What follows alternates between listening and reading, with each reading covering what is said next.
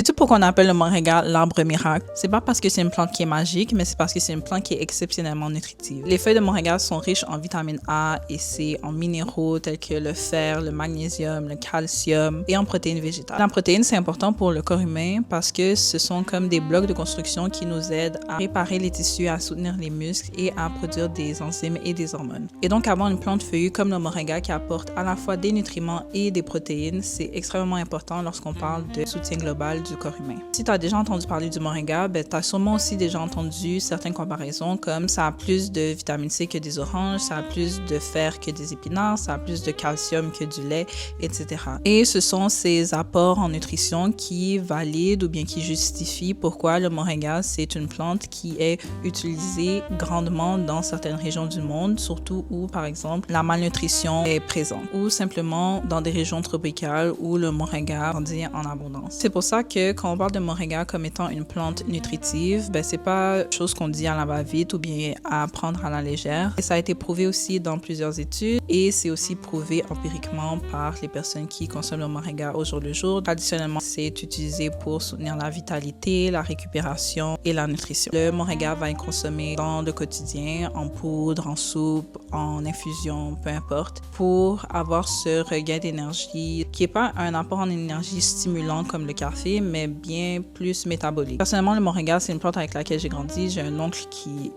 ne cesse de parler du moringa. C'est une plante que j'aime intégrer dans des mélanges qui sont pensés pour l'énergie, pour la vitalité et pour la fameuse question de la faim. Est-ce que le moringa, c'est quelque chose que tu devrais consommer au jour le jour ou bien est-ce que c'est quelque chose que tu devrais essayer et serais-tu prêt ou prête à l'insérer dans ta routine quotidienne?